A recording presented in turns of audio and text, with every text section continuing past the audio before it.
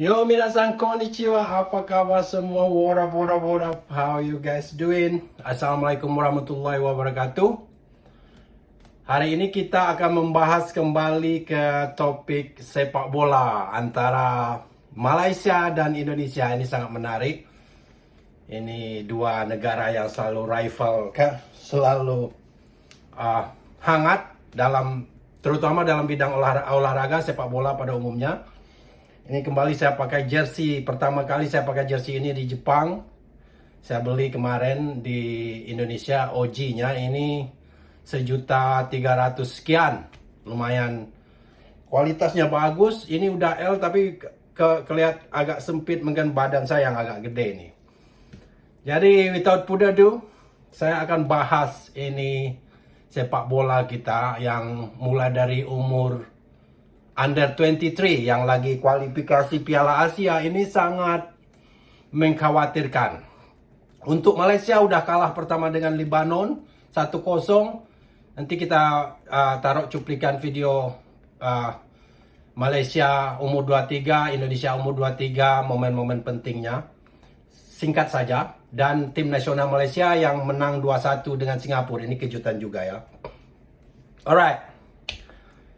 Yang ingin saya bahas pertama Malaysia. Malaysia ini kondisinya di kualifikasi Piala Asia ini sangat berbahaya sudah. Menurut saya ini sudah sedikit sekali, tipis sekali kemungkinan mereka bisa lolos karena lawan mereka berikutnya adalah Thailand yang notabene selalu menang melawan Malaysia. Jadi ada inferiority complex kalau Malaysia sedikit bertemu dengan Thailand. Begitu juga nanti Indonesia akan bertemu dengan Korea Selatan ya. Kita bahas Malaysia. Malaysia sangat berbahaya sekali. Ini kemungkinan mereka lolos ke kualifikasi sangat sedikit sekali. Dan seperti biasa mereka spesial grup. Akhir-akhir ini Malaysia di tingkat umur lah ya ini sangat jelek sekali ya. Orang Malaysia kalau brutally honest. Spesial penyisian grup saja. Kalau Indonesia umur 23-nya spesial runner up. Tapi kalau Malaysia saat ini AFF kemarin kita sampai runner up ya. Malaysia saat ini kayaknya di tingkat umur di grassroots mereka sangat jelek. Dan mereka terbiasa pulang di saat penyisian grup. Nah, tim nasional mereka, ini nanti videonya akan saya taruh. Tim nasional mereka, tim senior mereka yang dari 6 benua ini ya. Ini secara mengejutkan. Saya pikir pertama mereka akan belasah Singapura dan akan bantai Singapura seperti mereka mengalahkan Vietnam. Saya pikir mungkin banyak orang mengira mungkin mereka akan menang mudah melawan Singapura, ya. Mungkin di atas 4-5-0. Tahu-tahu beda. Kenyataannya sangat beda. Kita lihat dulu videonya nanti. Dan timnas Indonesia yang ditahan Laos ini sangat mengejutkan juga.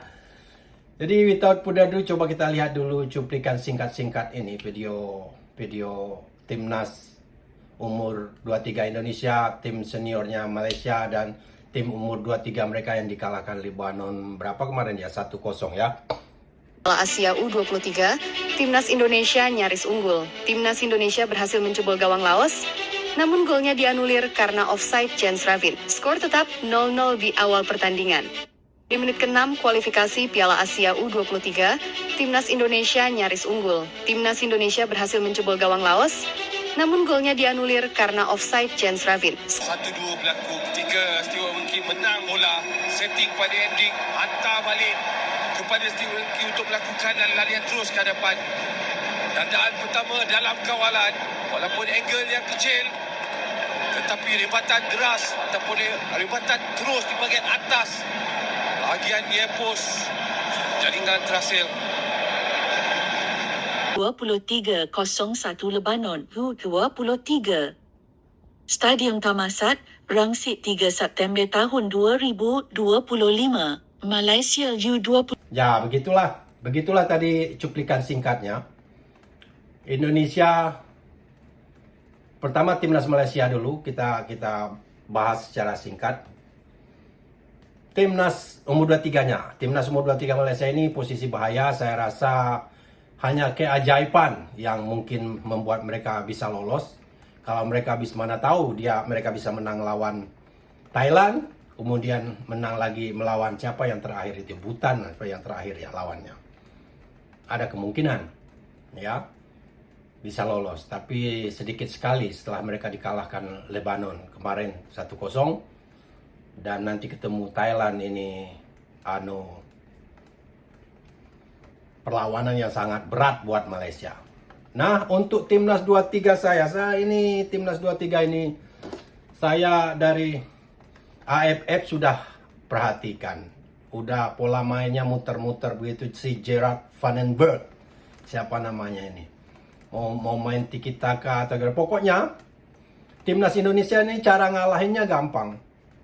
Di AFF udah kelihatan mulai ketemu Malaysia, Filipina parkir bus, counter attack. Itu aja sistemnya.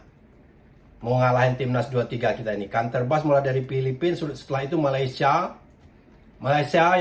juga parkir bus waktu AFF. Padahal Malaysia ini harus menang banyak sebenarnya mereka, tapi karena mereka takut kalah, jadi mereka pilih main defensif, parkir bus dan counter attack. Akhirnya ya berakhir draw.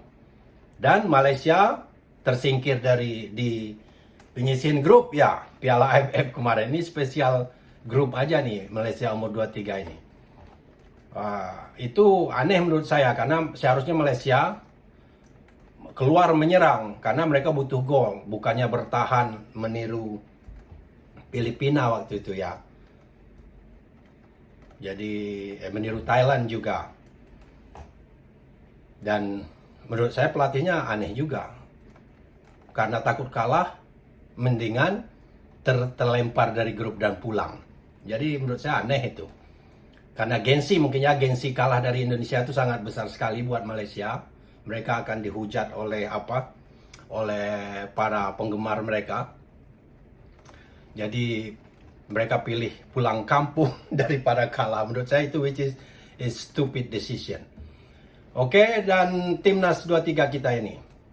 Waktu ketemu Thailand juga mereka parkir bus, counter attack, bisa gol, untung bisa disamain. Ketemu Vietnam sama aja waktu di final, ya. Parkir bus, counter attack Vietnam. Seharusnya si Gerald udah cari permainan timnas 23 ini udah terbaca gayanya. Mau tiki taka, mau muter-muter, balik lagi ke belakang, coba serang lagi, ngandalin lemparan ke dalam. Kemarin Laos itu udah paham dia semua dari sisi setiap angle timnas kita mau nyerang, Laos kayaknya udah paham betul. Parkir bas aja mereka. Ya. Ini sangat berbahaya. Bayangin kalau Korea Selatan nanti, mereka sedikit bertahan aja, nggak menyerang, mereka bertahan terus counter attack. Bahaya kita. Ya, bahaya sekali.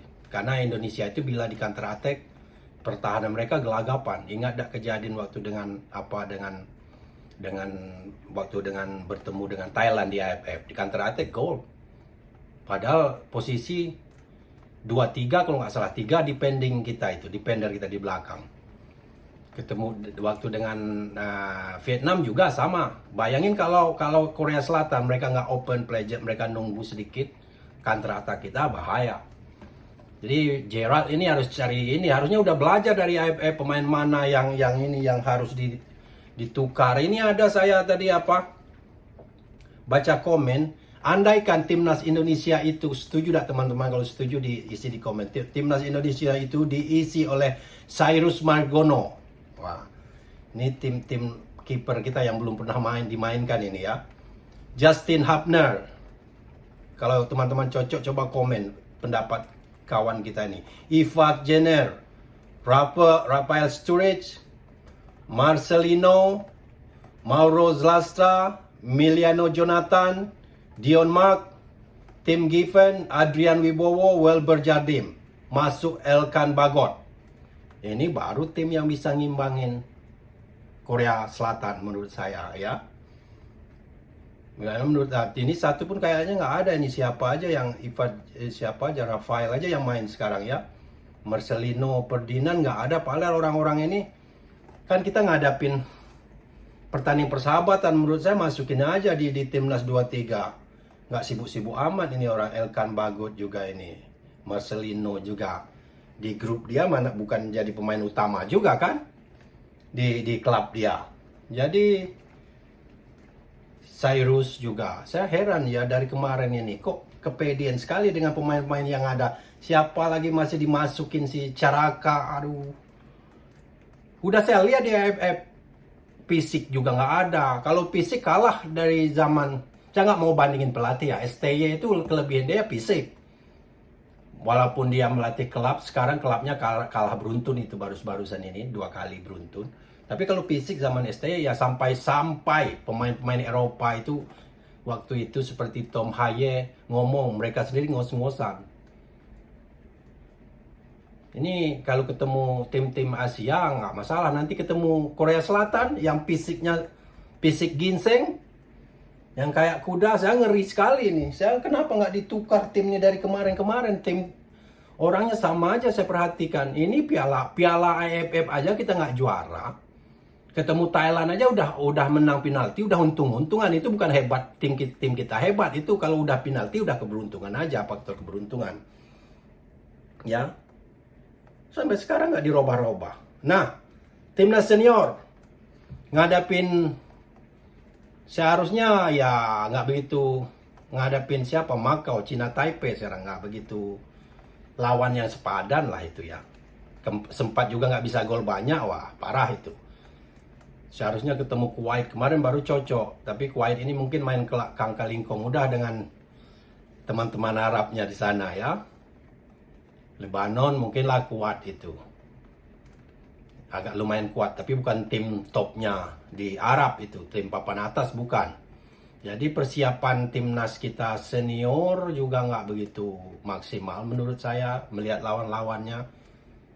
Sementara lawan-lawan kita persiapan mereka lumayan sudah maksimal. Ya mari kita berdoa aja. Kalau lihat timnas senior Malaysia juga cuma ngalahin 2-1 Singapura, nggak begitu bagus-bagus juga.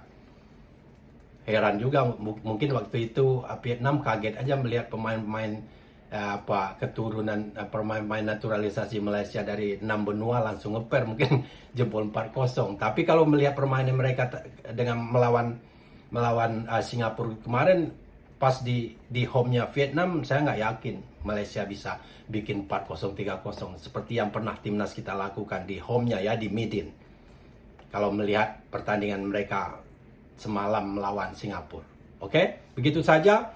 Kita doain aja dengan timnas ini, timnas U23 ini nggak bisa kita ngetawain Malaysia sekarang kalau untuk timnas 23. Malaysia udah di jurang, istilahnya separuh jurang. Udah separuh jurang mau ke dasar jatuhnya. Indonesia udah di pinggir jurang sekali. Jadi kalau kita sempat menang lawan Laos kemarin 5-0 menang besar, bisalah kita masih songong sedikit. Tapi sekarang saya nggak begitu srek aja. Kayaknya timnas Indonesia tuh pas dilatih pelatih Asia dari Jepang atau Korea aja. Biar mereka berdisiplin, biar mereka latihan keras. Ya. Karena di Jepang ini kalau tim kalah itu kita tanggung jawabnya luar biasa. Nggak aneh melihat atlet Jepang menangis kalau mereka kalah dari segala bidang olahraga ya. Itu bukan mereka cengeng, itu berarti mereka kesal dengan segalanya, mengungkapkan penyesalan. Begitu saja, thank you for watching. Jumat Mubarak. Ini di Jepang lagi lagi topan, kita lagi badai ini, hujan terus dari pagi, hujan angin ini, nggak bisa kemana-mana ini. Padahal hari libur saya. Mudah-mudahan bisa Jumat nanti. Thank you for watching, bye bye.